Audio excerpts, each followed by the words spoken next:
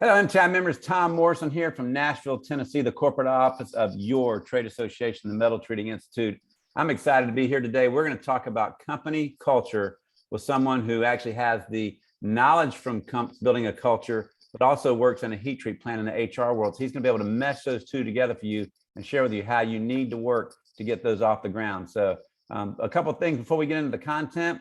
Down below, you'll see a chat box. You click, and over to the right, you can type in any questions you'd like to ask our panelists or myself, and we will jump on those and get you some answers and some comments on those. But it's just to the right. You can see I've already typed in, type here where you're listening from. If you want to type in and tell us where you're listening from, that would be awesome. But a couple of things, what's happening with MTI, we have three things that are really hot and solid right now you want to pay attention to whenever you're watching this. But one, October 3rd to the 5th, we're going to have Furnaces North America, the largest trade show in 2022, an opportunity for you to see over 150 suppliers of everything that you could imagine. Heat treat, 35 technical sessions. It's going to be amazing. You're going to be able to connect with the best minds in heat treating. The second thing is the MTI sales reporting program. You're going to want, if you're in it, you're going to want to be paying attention to it. If you're not in it, you're going to want to look to be in it and get those reports. Our sales reporting company, Forecasting, ITR Economics, has done a phenomenal job the last 3 years, even during COVID. Catch this, I just looked this up. So when COVID hit in the first quarter of 2020, they redirected their forecasting efforts and came out with new forecasts for the year end, given what had happened in COVID. Well, they predicted that the heat treating industry would be down 17.4% by year end. Guess what it ended up to be? Down 18%, only 1/2 a point off. They were very, very close. In 2017, they told us that in 2019, heat treat sales would be down negative 1.85%. Guess what they were down? Negative 1.90, actually 2 years later. So they're really good at what they're doing in this uncertain market. It's important that you and your teams are watching the right data that our ITR Economics is putting out there to make those big financial decisions. And the last thing is some part of what we're going to talk about in culture is training. With your managers with you not having enough time for your managers to micromanage every single employee you have, it's imperative that you're involved in MTI's online academy to get the proper technical training that you can get. We got 7 certificate programs, and the best one that we've got out there that we just launched is the Heat Treat Quality Specialist. Quality is everything in heat treating. So I'd encourage you to dial in at mtiacademy.com and check into our online training, or call our office, or type in, go to Amanda Moats in our office, who's our director of our online training. But hey, today, those are just 3 exciting things, the many things happening. And today what's happening is company culture with our man, Tim Komar from ThermTech out of Waukesha, Wisconsin. Tim, say hello to our crowd. Hello all. How's everybody doing today? So Tim, real quick, give the MTI membership. What I think you bring is a true dynamic. Most people that come on a show like this, you know, they're a consultant that have interviewed a bunch of heat treaters, a bunch of companies, and they're coming with their theoretical opportunities of how they think culture should fit, how it's made, how it's designed, how it's built. And what you offer perspective is you're someone who has studied this. You're going for your PhD, and you actually are working in a heat treat plant and have so much experience implementing the things that we talk about. So give it in 60 seconds, tell MTI members what Tim Komar is all about. Well, I've been in heat treating for 28 years, little over 28 years, and I've worn just about every hat in the organization, from plant manager, foreman, director of quality, and now human resources. So I've been in all areas, and I've seen this business for a long time from every view you can probably look at it from.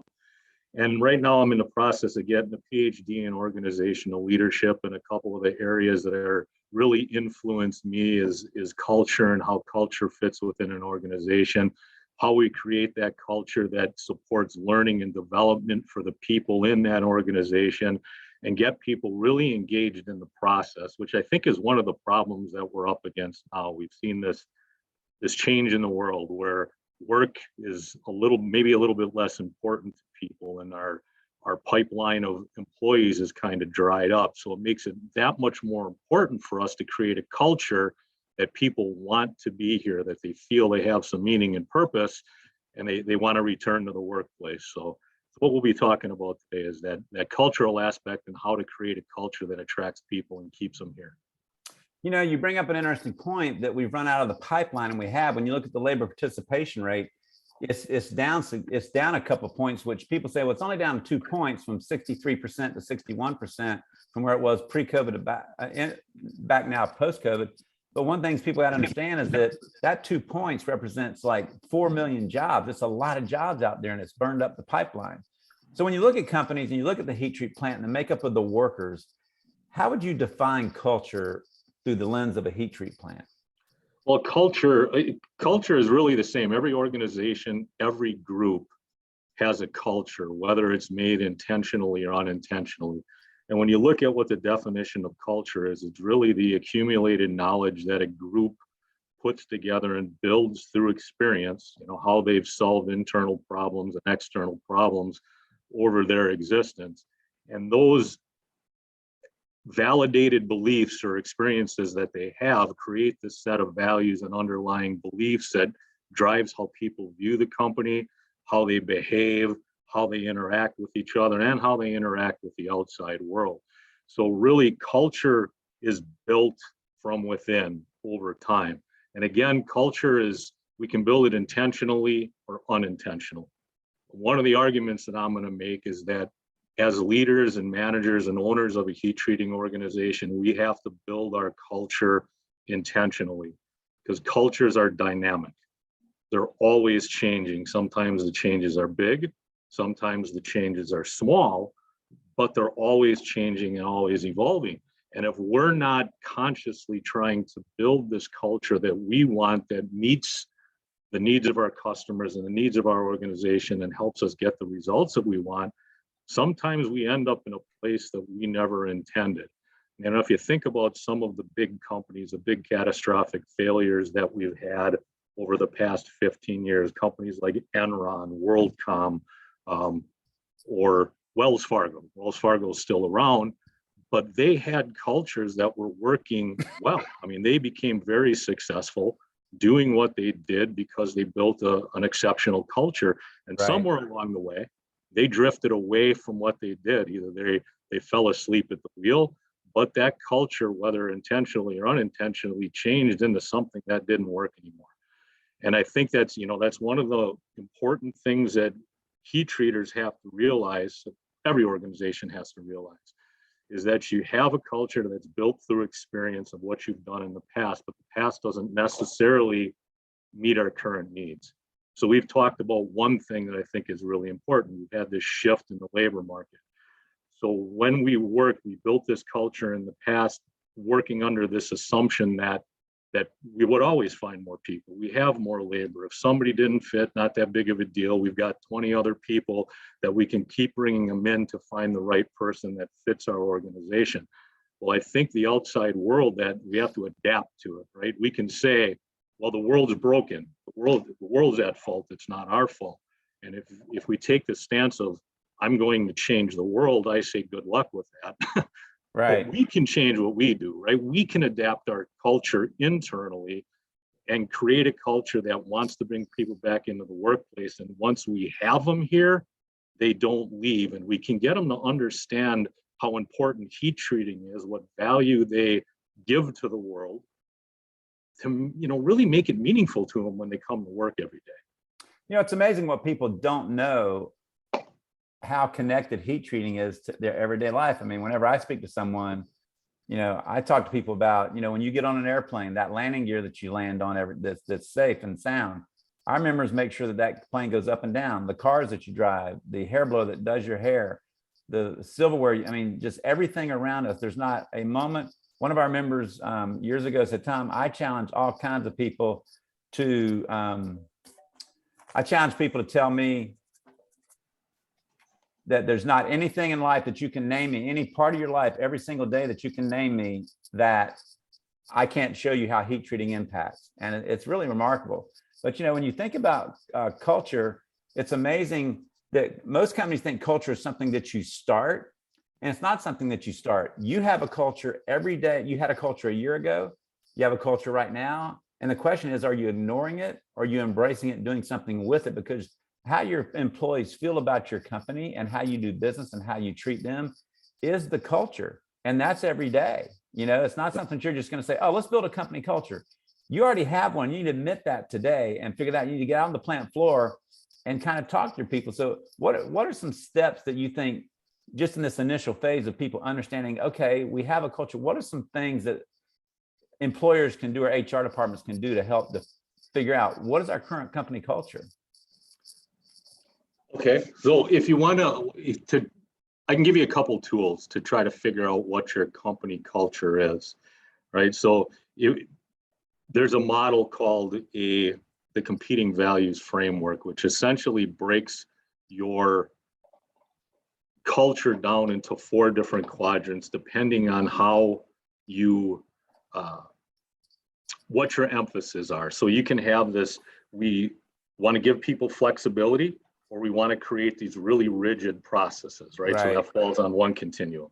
Or we can have this internal look or this external look, right? We want to focus on creating a good internal environment, or we're less focused on that and we're going to make this external environment. Right. So really to begin with, you want to understand where you are as far as a culture, and it breaks it up into 4 different categories. It's a human focus, a hierarchy focus, a focus on a market, which is all about competition, and a focus on innovation. And understanding your business well enough, knowing who your customers are, what your mission is, what value you deliver to your customers, what results you're looking for, is going to tell you where you need to put your emphasis, right? Now, what I'm arguing today is that this change in the work environment, and the change that people, trying to get people back into the workplace, it's incumbent on heat treaters. And I know this is a tough thing because we're in a company or in a industry that has lots of procedures. We have external customers coming in to audit us to make sure we're following these procedures and doing these things exactly. But what I'm arguing for is that we want to create more of this human element to our culture, that we need to shift it in that direction. And when I talk about a human element, those things are participation from all people in the organization, decision making from all levels of the organization, not just top down, a focus on teamwork, a focus on developing people and helping them learn and grow within the organization, and show them that this heat treating thing is really cool. It impacts every area of your life. It brings meaning. And I want to give you the opportunity to learn and grow, to give that to the world and give people some meaning behind what they do. So we're focusing on creating this more people focused. And like I said, I know that it's tough because we have these rules and these procedures that we have to follow. And when you're talking about heat treating, right, there's a right way to heat treat things and a really wrong way to heat treat things. Right. So we can't give them, it's not about anarchy, but where can we give people the freedom to make decisions and the freedom to do things given the rules of the game that we have to play with? And that's going to be different for every organization. So, when I listen to that and I look at the experience that I've seen walking through the YES program, I think that's a prime place where we're trying to build culture from the outside in. These executives come to 4 different sessions, up to 36 of them every year, and it's sold. 23 is already sold out. 2024 is halfway sold out. But I think we're helping build culture. But there's 3 things I take away. One, you got to give a worker pride, and one of the best ways I've ever seen pride working in the company or the industry is putting them through our certificate programs. And then on a wall of excellence inside their plant someplace, they've got all the certificates of all the people who are completing these certificate programs. So there's a sense of pride that I'm an expert. I'm getting to be an expert of knowledge in my class, of knowing what I know. The second thing is a sense of purpose. And whether you do, there's 2 ways I've seen done it. So every shift, somebody has to bring a part and describe what it is and what it's used for in life. Another company takes a picture of the part and it's on the PO with what that part does throughout life. So when you get this little thing and you don't know what it is, and in there you see it's the intercocking unit of a F-16 or a rifle that protects our country kind of thing, or it's the landing gear bolt that lets people land and take off safely in airplanes every single day. All of a sudden you have purpose because you know that you're a part of something very significant. Bad things happen if you don't do your job right. And the other one is a sense of connection, which means great leaders, what I'm learning, what we've learned through YES is great leaders never tell people what to do. Great leaders lead their teams in a facilitated format and are the coach and help extract their ideas together to come out and be the best team that they can possibly be. And sometimes, and a lot of times, that's not the ideas from the leader, it's the ideas of his people or her people that have been brought together to put forth. And that also leads to giving a good sense of pride and purpose when you do that as well. Yeah, so, all of those things are absolutely essential. And the more that you can get people to understand the value of the work and the value of what they do and why it's important to the world, and really make that, I mean, you talked about some things that make some real connections to a person personally, right? If I'm in the aerospace industry and I'm putting parts on planes, I know a lot of people that fly planes, so I have a vested interest in keeping those planes going. So, yeah, making that connection to what we do every day is, I think, vital to get people engaged in what they're doing. And that's really, kind of what we're striving for, that intrinsic motivation, that motivation that comes from within and brings meaning, rather than, the carrot about it's just all about the dollar and this is just an economic transaction. That's a tough road, right? That's a road to nowhere eventually, because everybody always wants more money. So we got to make it more meaningful than that. So as you go to create this culture, when a culture, really, there's three different ways that you can look at it, three different levels. There's this level of, we'll call it artifacts, these signs and pictures that we put up. And then we have these values that we express. But what really makes the culture are the underlying assumptions that form as people interact with each other over time. And I'll tell you why I think this is really important. As we're trying to attract people in. Let's say that, we're trying to create this mutually beneficial relationship between a new heat treater coming in our organization, right? This work relationship is no different than, being married or having kids. If it's a one-way street, the relationship's not going to work. So we've got to create it being mutually beneficial. So let's say, for example, all of the literature that we put on the web about who we are, we're talking about how cool heat treating is, what impact we have. We're going to be able to learn and grow this really interesting trade. And it's all about learning and growth, and we want to bring you in, right? So we have these plaques that say, and these things on the web that say, this is who we are. We bring people in and we're going through the interview process, and part of our selling to them, as much as they're trying to sell themselves to us, we're trying to sell our company to them. And we're talking about all of these good things that we do and how you're going to have opportunities to learn and grow and do all these fun things. And then you bring them into the organization, and we're under the real pressure, right? We've got customers that need these things done. They need some parts. And we take this new guy, Billy, and we stick him on the blaster because we got to get this work out the door. And then day after day, Billy is stuck on that blaster because the work doesn't stop. We still don't have people, and the snowball's rolling downhill. Well, eventually, we didn't deliver on our promise. We said, this is a really interesting industry. We're going to give you the opportunities to learn and grow. We sent the message. We put it everywhere. We talked about it, but we didn't deliver it. And guess what? It's documented in writing on the website about us, right? Yep. And he's saying that's what's running through his mind the entire time. Yeah. So we're not delivering on our promise, right? As leaders, we got to deliver on that promise. We're trying to find, when we're building a culture, we're trying to find people that fit the culture, right? If we're trying to build something, we have to find people that fit that culture. So when you're saying, I want to find somebody that wants to learn and grow, and somebody's really excited about coming in, and they're going, I get an opportunity to learn and grow this really cool trade, and then we fail to deliver that opportunity, we can lose people as quick as we bring them in. So when you look at all that, so we're talking about alignment with things and a consistency, so they see it, because it's the consistency and pattern of behavior in a company that help you feel a culture. So why are alignment and consistency among the dimensions of culture why are they essential to intentionally creating that desired effect? Well, we talked about it a little bit, right? If we fail to deliver on the promise and create this mutually beneficial relationship, as fast as we bring people in, they become disenchanted with what they do and they leave. Right? Because they have some expectations coming in. So we have to deliver on those expectations. So that alignment, I think, is essential. And when we talk about creating this culture that works for us, when you look at a lot of mission statements or visions, which is fundamental to creating a culture, because that mission and that vision and the values that we say we hold as a company is sending a message to the world about what we really value.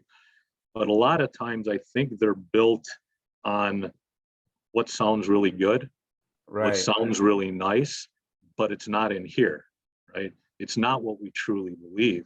So when we say these things and we're trying to build this culture, but we don't really believe in what we're selling and we don't back it up through our actions, things start to break down. Right. And you lose people as fast as you bring them in. And that's, as the HR person, that is one of my biggest concerns. When we bring people into the organization, we want to, from my perspective, we want to find somebody to pair them up with, to make them feel like they're valued, to make them feel like they're important, to demonstrate that what we were selling was what we're selling, and this is what you can expect when you get in here. So we create this consistency, because if we're inconsistent, I think we're going to be in trouble.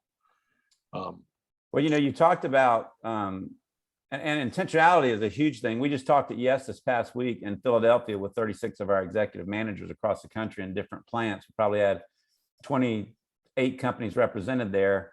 One of the things we talked about intentionally is when you're walking around as a leader and you see an employee, you should every single day pick at least 2 employees to walk around. It's such a simple statement. Find what you like. Maybe it's just how they put on the fixturing or whatever, but it starts with the phrase, hey, Tim, what I like about you is blank.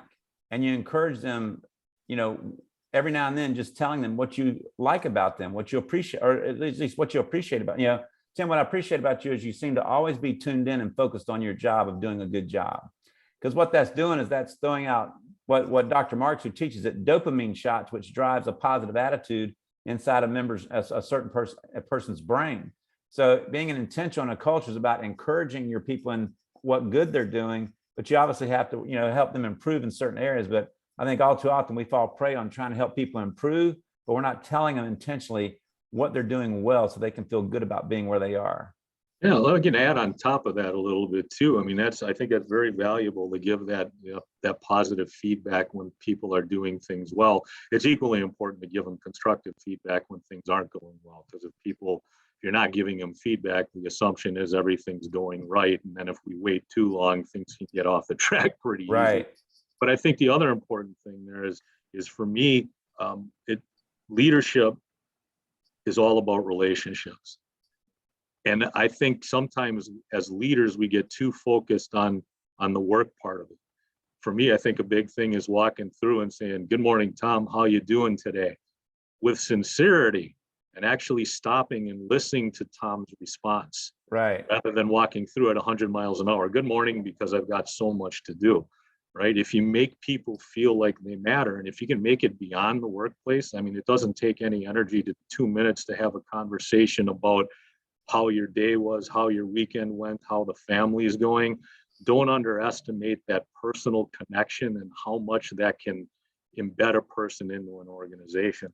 Because, one of the way I look at it is, when we bring somebody into an organization, the more personal connections we can make with someone, the more people we can introduce them to, the more friends that they can make internally, it changes the switching costs. Right? If somebody comes into an organization and we make no connections with them, no relationships, it's all about an economic transaction. If the company across the street is paying them $1 more, they have no reason to stay. They're going for the buck. But if we create relationships with people, they know they're part of the team, they know they're part of something, they contribute something big to the world, that equation changes. $1 might not matter. It might not even be $5. And people, people don't even look, right? Because they're happy. They have friends. And now I have to think, all right, I've got all these really good friends. I'm part of something that matters. Do I walk away from that for $2 an hour? Is it really that important to me? And I think that's really instrumental to try to keep people in the organization. So even if you move beyond that, just talking about work, to talk about how was your day, sincerely, goes a long way in making those connections and keep people in your organization. Well, one of the things I've always had a mantra of, one of my big purposes in being a leader, is I wanted to create a workplace that was so positive of an environment that people would want to come to work if they weren't very happy at home. Because think about it, home life is very tough. And that's what we learned in Dr. Marx's YES program. Home life, even outside of home life, is very tough, non-work related. And so if work is that people are drawn to positive environments and think places that make them feel encouraged. So if the workplace is this energetic, positive place with purpose, people are going to want to be there because they get filled emotionally every day there. If you create a negative, hard work, it's all about the dollar attitude, people are going to kind of resist that. But you want to be able to create a work culture that people want to be at. And that doesn't mean, fun and games, lots of time off, lots of work around it. It just means that they get encouraged and built up as they work in that environment. And they have a sense of purpose. Yeah. So how does a company's core purpose and values play in all that in a work culture?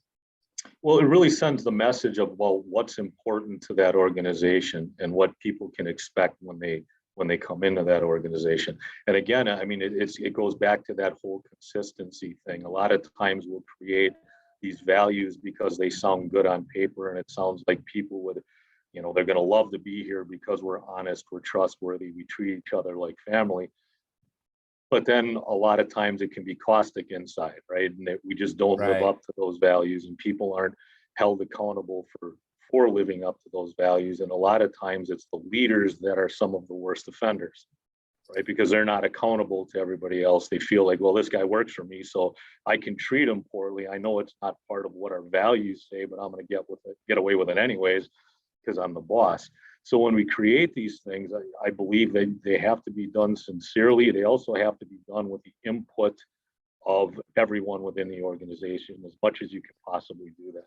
And I'll give you an example of how, one of the ways that worked really well for me personally. We decided to make a shift in the safety of our organizations. We put a really high priority on creating safety programs and embedding a safety culture within our organization.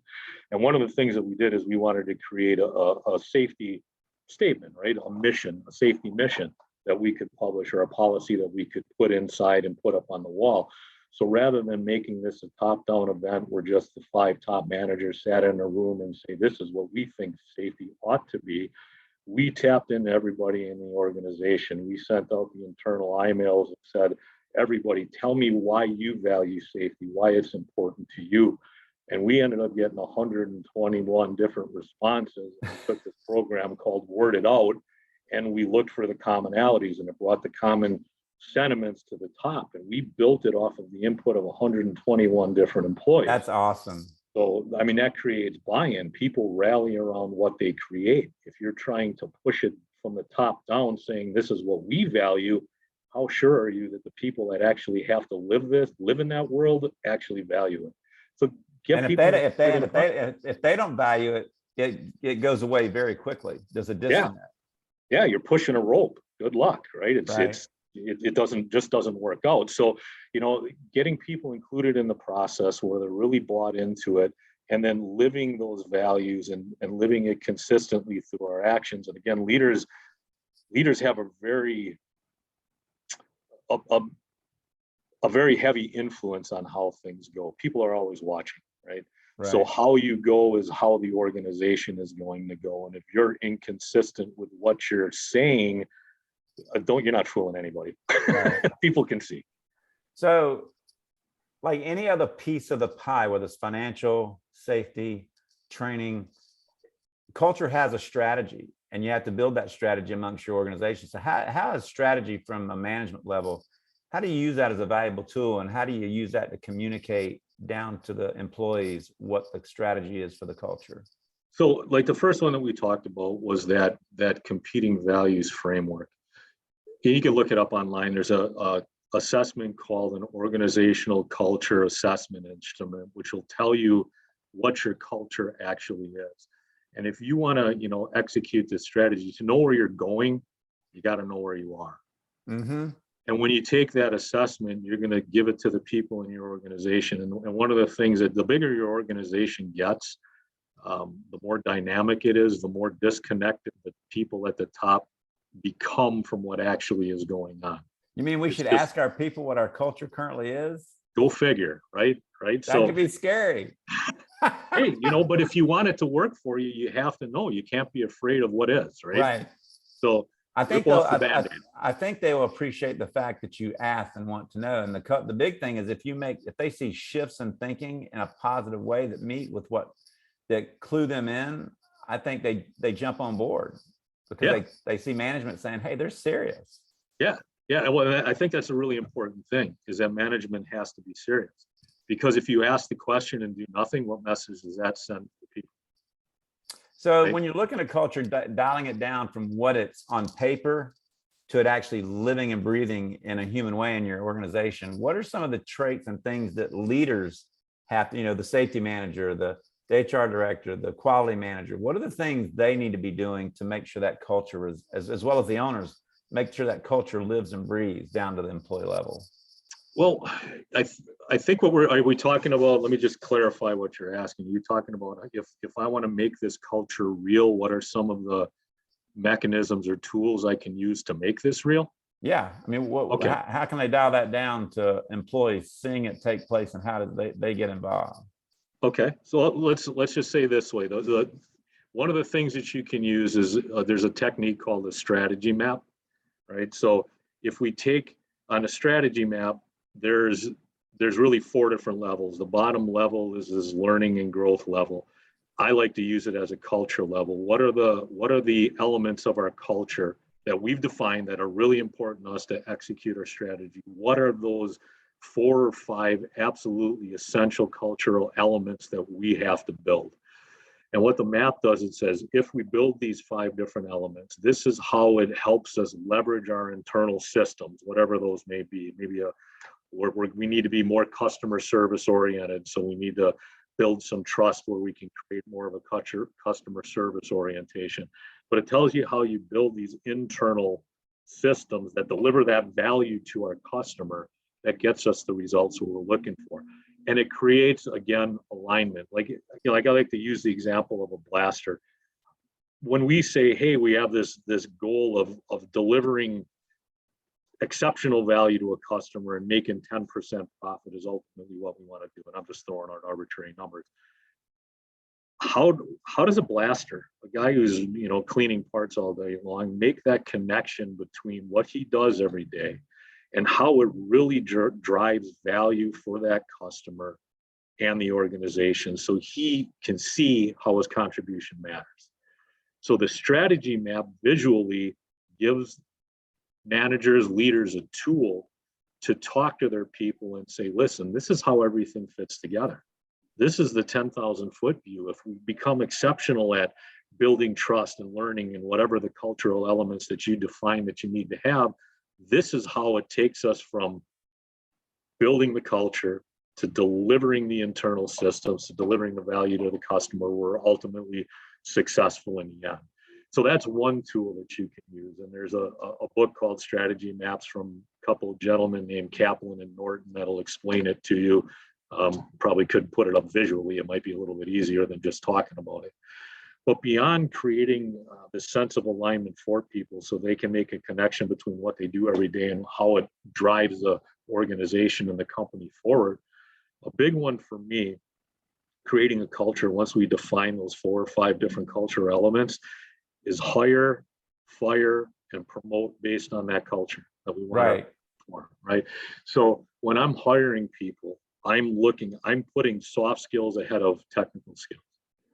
I can create a heat treater, right? I can teach you how to heat treat parts, what quench and temper means, what carburizing means, nitriding. I can teach you all of those. It's a recipe. Yeah, right. That's easy. The technical part's easy. But personalities and things like that are pretty immutable. They don't change very much. They're very difficult to change unless the person is really, really internally motivated to change.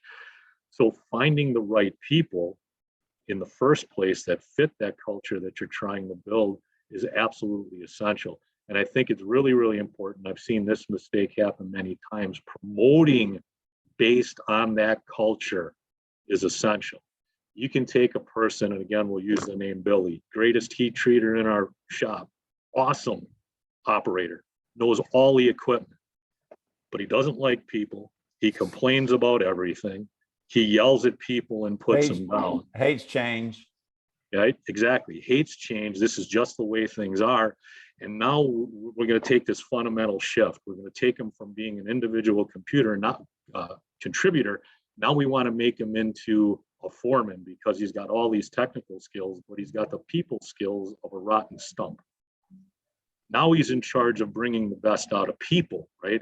We're making the shift from individual contributor to getting contributions through developing others and making them into the best person that they can be. So it's a huge mistake to promote that person on technical ability when they just absolutely don't have the soft skills that are going to make that culture what we want it to be. We're hurting ourselves by making those decisions. So a big one is hire and fire and promote based on that culture. But that assumes you know what your culture is and you want to build. So there's some work to do up front. The other thing that I think is essential is whether you know it or not, you are always a role model. People are always watching what you're doing. Are you walking the talk? Well, you're the leader. Or are you just talking? You're seen as a step above. You're who I should be following, you know. Yeah. So if right, we can say like safety is really important, but if me as a leader, you know, we've got this rush job, a furnace breaks down and I have the maintenance guy stick his hands and his head inside the back of that integral quench furnace without locking everything out, just because there's something stuck on an elevator, am I really living that safety culture? Right. Because people are watching, they're saying, no, shortcuts are okay. We're going to roll the dice. Maybe you get hurt, maybe you don't. Hey, we got away with it this time. And the culture kind of takes on a life of its own. And, you know, and that's what, you know, as an HR person and the head of safety here, you know, I take that very seriously. It's one of the, I think, that black cloud that hangs over heat treating is sometimes really bad things happen. And when bad things happen, they're really bad, right? Loss of life would be horrible. And me personally, I would hate to have that hanging over my head. So be a role model, be consistent with what you say and what you do, because if you are inconsistent, you're not fooling anybody. You know, it kind of begs the question as to a great question on a review process when someone's going to be moved up into management is how well do you model our policy? Yeah. Yeah. You don't want to move someone because management have to enforce policy. Well, if someone naturally is enforcing and modeling the policy and they're adherent to it, that's an easy transition. But if you've got someone who's a rebel without a cause that kind of takes shortcuts and breaks the steps and doesn't do the safety things and they're supposed to, should that person be the person stepping into a element where everybody's looking up at them going, well, shoot, he doesn't do X, Y, and Z. Well, I'm not going to do X, Y, and Z. It must not be important. Absolutely. I would say no, right? Because that's a mistake. We want to create this culture, but if we promote somebody that does not model that culture, we're in trouble. Yeah, and I think it's important to be letting employees that you see as potential leaders, that you're making that very well known to them, that one of the criteria that we look to move people up in management is people who actively and naturally model policy in our organization. Because it'd be easy for you to talk to other people about it because you're doing it all the time. Yep, exactly. And those you know, actions speak louder than words. And the hard thing is now, Tim, is because there's such a labor shortage and there's not enough people to really get into management per se, is companies feel forced, I think, to kind of cut some corners in that area. And I would encourage them to really try and not cut corners, but to get people to be that model of policy early on. Yeah, I think that's absolutely essential, right? I mean, and when we're looking at that competing values framework, we can put so much emphasis on getting things out the door, and you know, this external focus that we lose sight of what's internal. You know, what's really, in my mind, what's really important, because any heat treater, if you lose your people, you don't really have much of a business anymore. Right. So they're so fundamental to everything that we do, and I know we want to try to shift away from labor and, you know, try to automate as much as possible, but I don't think you're ever going to take the human out of heat treating. So we always have to have that internal focus, and how do we make people and put them in the best position to be the best version of themselves that they can possibly be, where they can excel. And we're creating this culture, these expectations that we have, and we absolutely want people that walk the talk and that are going to follow through with what they say. They have the integrity to do the right thing, even though no one's looking. Right. So in any business or any business model, you really you don't expect what you don't measure or what you can't measure, because measuring is how you determine, are we going the right direction? Are we meeting benchmarks? So when it comes to like setting consistent objectives in a culture, so you can see if you're going the right direction, what are some of the objectives that you might suggest companies set? And when do you celebrate, victory points when you're doing well? Well, I mean, the objectives that you want to set are really in the eye of the beholder, because it depends on what culture you want to, what you want to create. But I will say this is that when you do set objectives, you really need to think it through well. Sometimes we create objectives that we think are going to get us to this end that we're hoping for, but it creates unintended consequences and it creates incentives for people to do the wrong thing.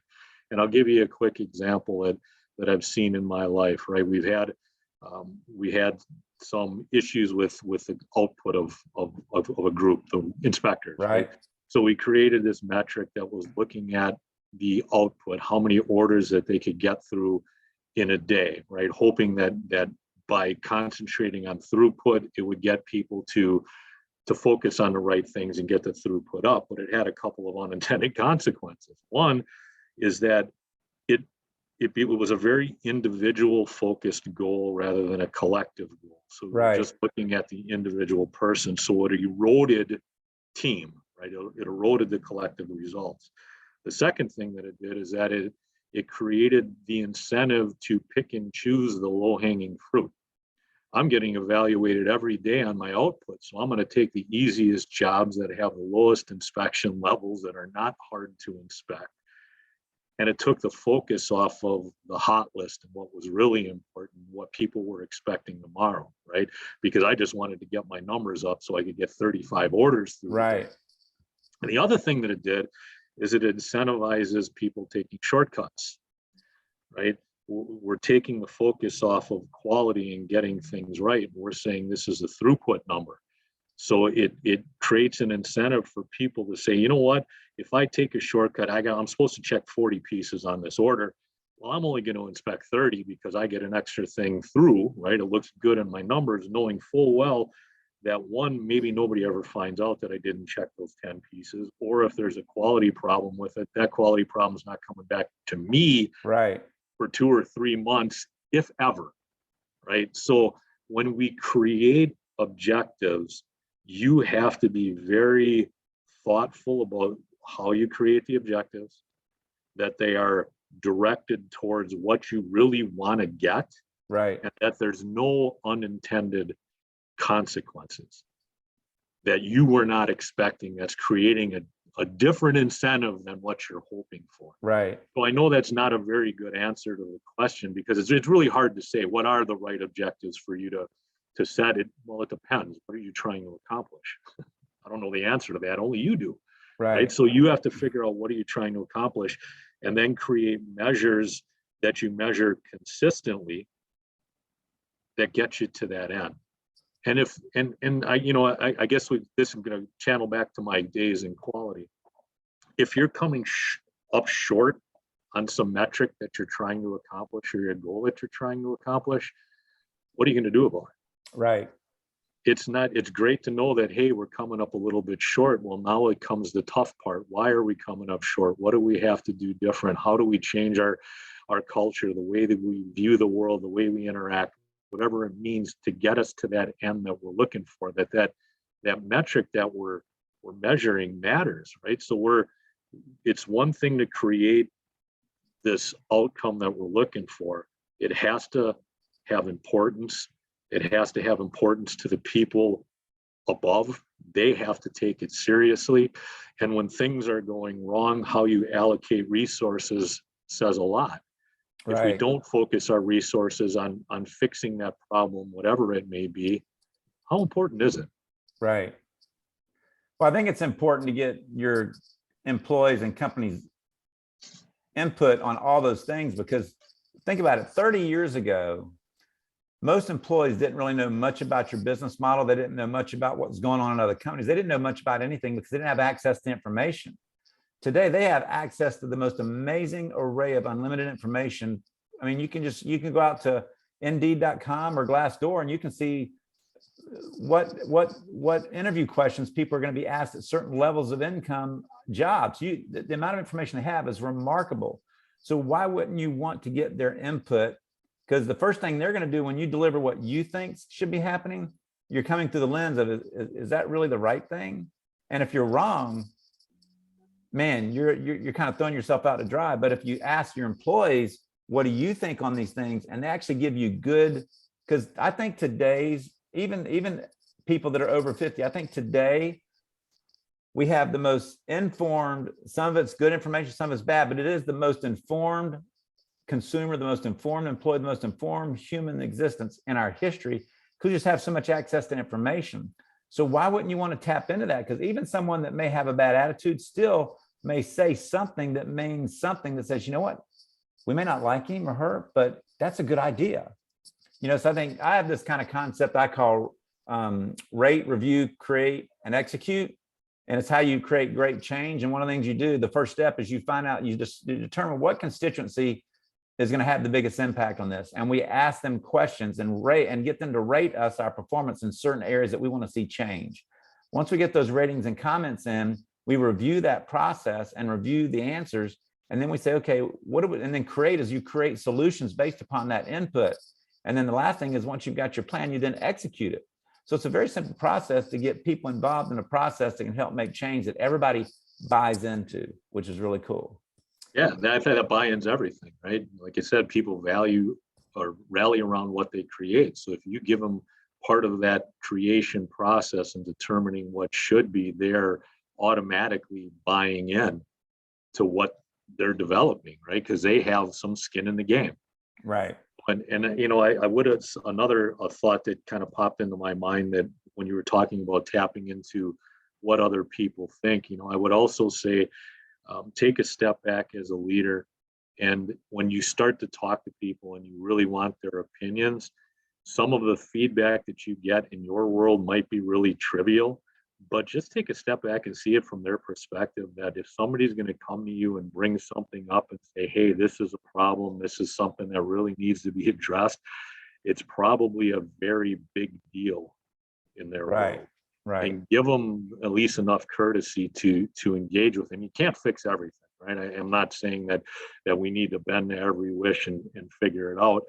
But if you trivialize it or ask the question and ignore it,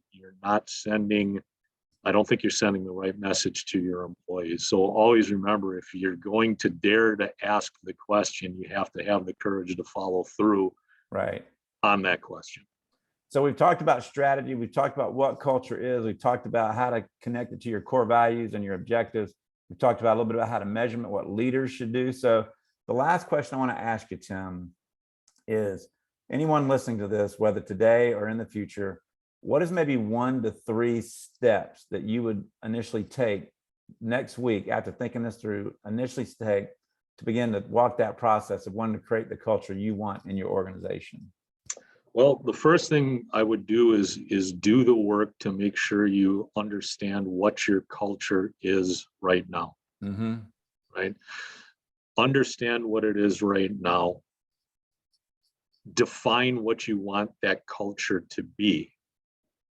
Because in order for you to build the culture that you want, you have to understand where you are, know where you want to go, and then start taking the intentional steps to go there. And really where we started this was, how do we get employees to want to stay here?